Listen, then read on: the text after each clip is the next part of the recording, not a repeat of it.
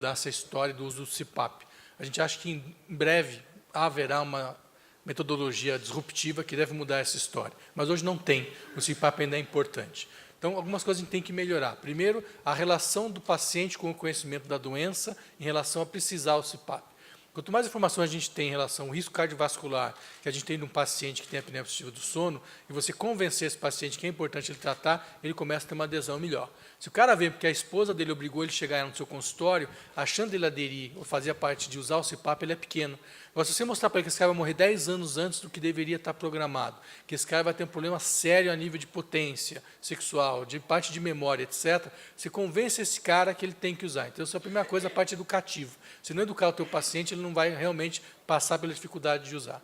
E a segunda coisa que é importante é você orientar bem e ter uma equipe multidisciplinar com você. Isso é importante. O trabalho hoje da fisioterapia respiratória, adequando a melhor máscara, o conhecimento, sensibilizando o paciente antes de fazer a polissono, para ele começar a entender o que é o aparelho, antes de começar a deitar lá, qualquer pessoa colocar no nariz dele aquela coisa, se ele saber o que é, muda a história natural e melhora muito a capacidade de você tratar esses pacientes com qualidade. Então, hoje, o que a gente orienta e faz na prática é justamente isso. É você orientar mais o seu paciente para entender a importância disso, não porque esteticamente a mulher colocou ele para dormir com o cachorro e o cachorro já saiu de casa também, né? Então a ideia é que a gente tem que orientar esse paciente para ele entender que é importante para ele. Bota um vídeo de um cara apneico na tela no consultório, bota para o cara começar a ver que a frequência cardíaca aumenta demais, ele começa a ficar com medo daquilo. Esse medo traz o aparelho aprendizado, que é justamente a mudança de comportamento após de uma experiência adquirida. Aí vai mudar a história e vai valorizar a importância. A gente trata, a segunda pergunta, a gente trata a apneia do sono dependendo do nível de apneia que a gente tem.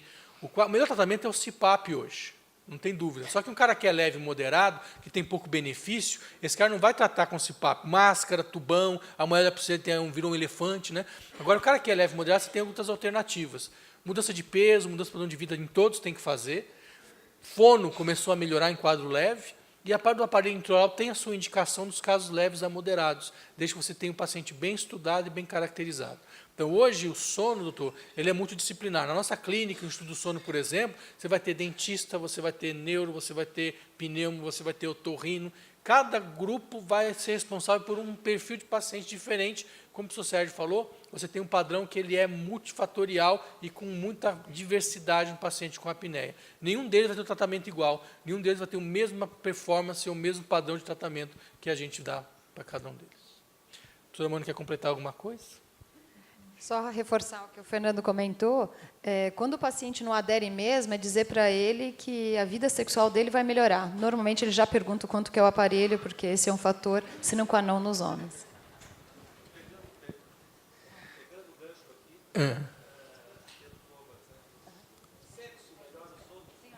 Sexo melhora a fase N3. O tempo total da fase N3 aumenta com uma atividade sexual prazerosa.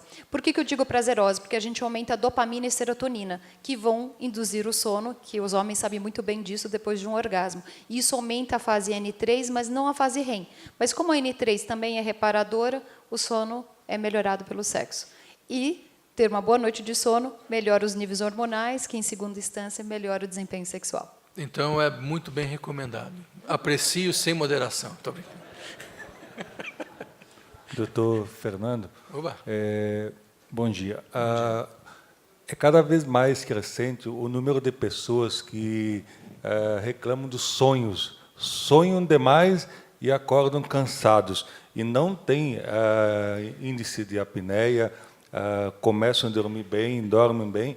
Depois de 8 horas, vão ao consultório. Doutor, eu estou cansado. O que eu faço para não ter tanto sonho? A pergunta é fantástica. Desculpa, o seu nome de onde é? Meu nome é Mauro, eu sou de Santa Catarina. Obrigado, Mauro. Assim, a ideia que a gente tem em relação à parte do sonho é importante. Por que você lembra do seu sonho? Você lembra do sonho porque você acorda na fase que você sonha, que é a maioria das vezes, 98%, então, o sono REM. Então, se você acorda durante o sono REM, você lembra do que você está sonhando. E você acorda no sono REM por algumas razões. Uma que o senhor falou bem, Mauro, é a parte da apneia. No sono REM, você tem um relaxamento muscular, faz parte do contexto do sono REM. Então, a apneia do sono é pior no sono REM. Se eu pego um apneico grave e ele entra no REM, esse cara faz o sono, a parte da apneia é muito mais grave, mais longa e mais profunda. Desatura, esse cara começa a acordar para sobreviver, porque senão ele morre com hipoxemia durante o REM. E vai sonhar que está se afogando, que está brigando. Então, começa a relacionar a parte onírica com a realidade ambiental dele, que é a apneia do sono. Então, não é comum o apneico sonhar que está se afogando, que está morrendo, que não consegue. Então, isso é a primeira coisa. Quando não se tem apneia, a gente tem a relação do sonho muito associada ao quadro psiquiátrico e psicológico. Então, quando você começa a imaginar estresse pós-traumático, por exemplo, é uma das causas principais da parte de pesadelo. Então, essa parte onírica do sono REM é muito importante do que você tem do teu convívio a nível do dia a dia e o teu relacionamento a nível da tua parte de humor.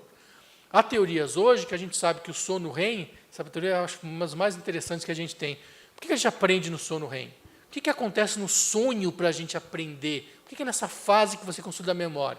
Há teorias que mostram que você, quando está sonhando, você inverte de papel com o que você viu, então você vira o que eu sou agora, vivencia a situação, porque você não aprende melhor, ou nunca mais importantemente, do que você viver na situação em relação ao que você observa. Então, uma das teorias do REM é que você começa a se colocar no lugar do que você viveu de situação para você consolidar a tua memória. E, nesse momento, você vai ter todo o teu contexto psíquico, teu contexto biológico, interagindo em relação à parte do sonho. Então, se eu tiver um estresse pós-traumático, se eu tiver alguma alteração, outro distúrbio que não está, de novo, consciente, não estou consciente da vigília, ela pode apresentar. Então, fatores orgânicos, apneia do sono, PLM, etc., pode relacionar a esses pesadelos ou pode estar associado justamente à alteração de humor psicológico, por exemplo. A gente sabe muito menos o que deveria nessa história do que a gente sabe hoje. Isso é um negócio que é fascinante. Bom dia, meu nome é Edilene Ghiotti, eu sou neurologista de Goiânia. Eu queria retomar uma pergunta, assim, a gente está no momento da neurologia de revalidar alguns devices que vieram no pós-guerra e não foram muito considerados, que é a estimulação elétrica de corrente contínua, estimulação elétrica de corrente intermitente, estimulação transmagnética. Quando a gente fala em polissonografia, eu estou fazendo um estudo eletrográfico, muscular, de movimentos oculares, cardiológico e respiratório do sono. E a apneia é um dos problemas dessa situação, que é uma questão mecânica, obstrutiva, etc. Agora, sim, eu queria ver o papel de vocês, você falou em drogas e alguma coisa, o que vocês pensam dessas alternativas e qual a validação real na fisiologia do sono? Se vocês têm usado e validado. Bom demais, a pergunta é sensacional, obrigado. Que assim, isso vai muito ao encontro do que a gente conversou da falta de benefício ou ação tecnológica na melhora do sono que tem hoje. Então, a gente tem estudo hoje da parte de estímulo, né, da parte de estimulação transmagnética e melhorar, por exemplo, a parte de perna inquieta. A gente teve uma tese agora, até recentemente, que a gente foi da banca justamente estudando isso, tem um artigo recente publicado. Então, há caminhos para a gente melhorar a parte tecnológica em relação a essa parte do sono de modo geral e nas patologias. O grande problema é que a gente não evoluiu nos últimos 30 anos. Eu tive agora em Baltimore, mês passado, no americano, e teve uma palestra de sonolência que eu fiquei até envergonhado, porque as pessoas começaram a mostrar os slides, e tinha um slide de 30 anos de história. Os slides mais modernos de história de sonolência do mundo têm 30 anos de idade. O cara que estava aqui, escreveu isso, levantou e falou, meu, desculpa, vocês estão falando exatamente o que eu descrevi há 30 anos atrás, porque a gente tem muito pouca coisa de benefício de sonolência, por exemplo. A gente acredita que a melhoria do conhecimento do sono vai trazer para a gente caminhos outros que a gente não tem hoje. Como eu brinquei na apresentação. A gente acha que a gente vê o sono hoje com um padrão que a gente é meio pragmático. A gente vai ter que modificar essa história para conhecer um pouco melhor. Então, a gente sabe que hoje as fases do sono, tem muitas fases que passam por debaixo. A gente sabe hoje que a parte de sono e vigília é uma transição que não é tão real como a gente acredita. Então, eu acho que a geração que vai vir vai mudar paradigma, e aí a gente vai conseguir evoluir em relação à parte tecnológica, porque o conhecimento de base ainda está muito estagnado. De novo, nós somos uma criancinha na história da parte de ciência, né? Estamos crescendo, mas agradeço muito a pergunta. Eu fui informado que nós temos tempo para mais 2 perguntas. Por favor, quem tem? Eu só rapidinho, doutor Morgadinho, complementar que num evento anteriormente, há alguns anos, eu te perguntei sobre avaliação e estudo do Doppler transcraniano nas questões do sono. Você havia me dito na época que estava fazendo até alguns trabalhos, alguma coisa. Você tem alguma coisa para me recolocar depois desses anos? Rapidinho. Em relação à alteração de fluxo. Boa, boa. A gente trabalha muito em relação da parte de AVC. Isso é uma linha nossa de pós-graduandos que a gente tem, e a gente tem trabalhado nisso importantemente. O que a gente vai adiantar para você é que realmente a parte do fluxo cerebral ele modifica comportamentos conforme a parte do sono vem. Isso é uma coisa que a gente tem trabalhado bastante e que mudanças do sono melhoram a parte de fluxo cerebral em relação à parte de risco de AVC, etc. Então tem trabalho, não tem nada assim concreto agora, mas temos trabalho nisso, tem importantes modificações. Sim. Obrigado. Priscila de Brusque, psiquiatra em Brusque, aqui. Bom demais, estou vendo. Queria só entrar um pouquinho na parte da farmacologia. Quando se fala do que trabalhou a noite inteira, a sensação que dormiu e trabalhou a noite inteira, também existe aquele efeito colateral de alguns inibidores seletivos da recaptação da serotonina, que são os sonhos vívidos, né? Boa. E a gente sabe, então, as drogas que poderiam ser usadas para problemas de insônia, mas eu gostaria que vocês comentassem aquelas que devem ser evitadas no período noturno, o que tem de malefícios de alguns tipos dos nossos remédios, os psicofármacos que a gente usa no dia a dia, para alteração do sono e a longo prazo. Bom demais, a pergunta assim, é fantástica. Assim, hoje em dia, se você for olhar os guidelines internacionais em medicamento em relação ao sono, insônia particularmente, que a gente vê em relação aos distúrbios do humor, a gente chora. Porque os guidelines hoje não comprovam, sem risco importante, nenhum dos fármacos praticamente que a gente conhece hoje. A evidência científica hoje, o tratamento de insônia, seja com drogas que relacionadas com humor ou drogas diretamente relacionadas com sono, ela hoje tem um ganho em questão de risco que não é pequeno, não é desconsiderável. Quanto mais a gente estuda, e quaisquer dos fármacos que a gente estuda, a gente tem sempre um risco evidente. Então, as drogas mais comuns, inibidores de recaptação de serotonina, os duais, os neurolépticos, etc., eles trazem parte da população riscos e consequências que nem sempre estão favoráveis. E quando você vê ao final dos guidelines, ele coloca, aprecie com moderação, porque o risco-benefício de uso desses fármacos pode trazer peso, alteração a nível do sono REM, a parte de comportamental do sono REM, etc., que pode ser, o custo-benefício não é tão bom. Então, se você perguntar para mim hoje, numa visão, e aí muito fora do que a gente tem em relação ao laboratório, eu trabalho dando explicação para bastantes laboratórios, tenho um interesse razoável, eu vou dizer para você que a gente está ainda longe do fármaco ideal, que é justamente aquele fármaco que faz você dormir bacana, faz dormir bem, sem efeito colateral importante. Então, a gente está longe disso ainda.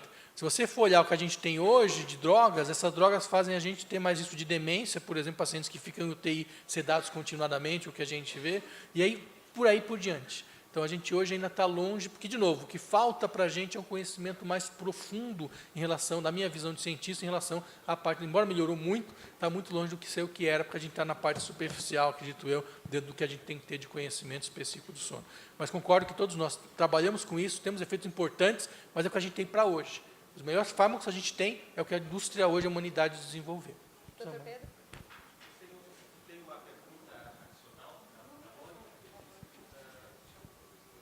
Ela mostrou muito bem que os padrões de iluminação estão mudando nossa biologia. E eu fiquei refletindo se você conhece algum programa que torne um gadget eletrônico sleep-friendly, ou seja, que ele vai diminuindo a luminosidade da tela à medida que vai adentrando a noite, porque isso talvez fosse algo interessante de ser criado e até mesmo ganhar um selo de qualidade, que é o equipamento sleep-friendly. Não é? Então, você está assistindo televisão, a luminosidade da tela vai diminuindo. O celular também. Talvez fosse algo interessante. Eu não sei se isso já existe. Ótima pergunta. Não existe ainda, mas existe uma empresa